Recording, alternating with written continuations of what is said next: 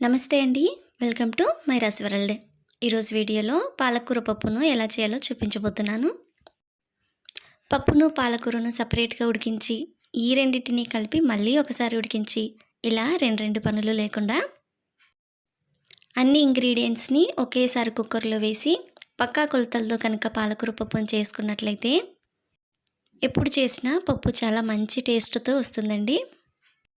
ఇక్కడ ఇంగ్రీడియంట్స్ అన్నిటినీ కూడా కప్పు కొలతతో చూపించబోతున్నాను. ముందుగా ఒక బౌల్ని తీసుకొని 2 కప్పుల కందిపప్పును వేసి శుభ్రంగా కడిగి 1 గంట పాటు నానబెట్టుకోవాలి. ఇలా పప్పును ముందుగా నానబెట్టుకోవడం వల్ల పప్పు తొందరగా ఉడకడమే కాకుండా గ్యాస్ట్రిక్ లాంటి సమస్యలు కూడా రాకుండా ఉంటాయండి. 1 గంట తర్వాత నానబెట్టుకున్న కందిపప్పును కుక్కర్లో వేసుకోవాలి. ముందుగా రుచికి సరిపడా ఉప్పు, 1/2 టీ స్పూన్ పసుపు, 3 టీ స్పూన్ల కారం, అలాగే కొద్దిగా చింతపండును కూడా వేసుకోవాలి. తర్వాత 1 టేబుల్ స్పూన్ ఆయిల్, కొన్ని వెల్లుల్లి రెబ్బలను పొట్టు తీసుకొని వేసుకోవాలి.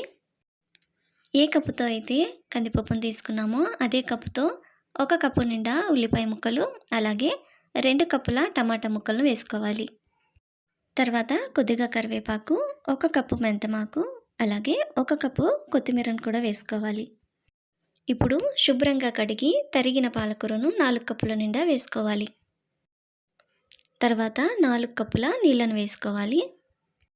ఇప్పుడు దీనిపైన మూత పెట్టేసి విజిల్ని పెట్టుకొని స్టవ్ ఆన్ చేసి 5 విజిల్లు వచ్చే వరకు పప్పును ఉడికించుకోవాలి.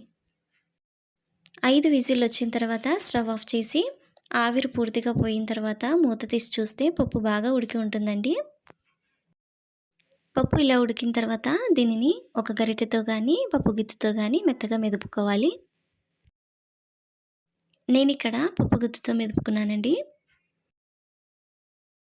తర్వాత పప్పును ఒక బౌల్లోకి వేసుకొని తాలింపు పెట్టుకోవాలి.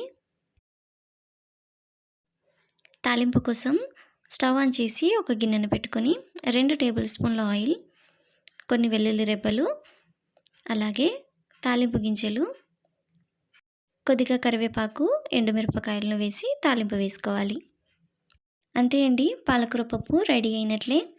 పాలకూర పప్పును ఇలా చేయడం వల్ల పప్పుకి చాలా మంచి టేస్ట్ ఉండడమే కాకుండా టైం కూడా సేవ్ అవుతుందండి. ఈ వీడియో మీకు నచ్చినట్లయితే మీరు కూడా ఇలా ట్రై చేయండి.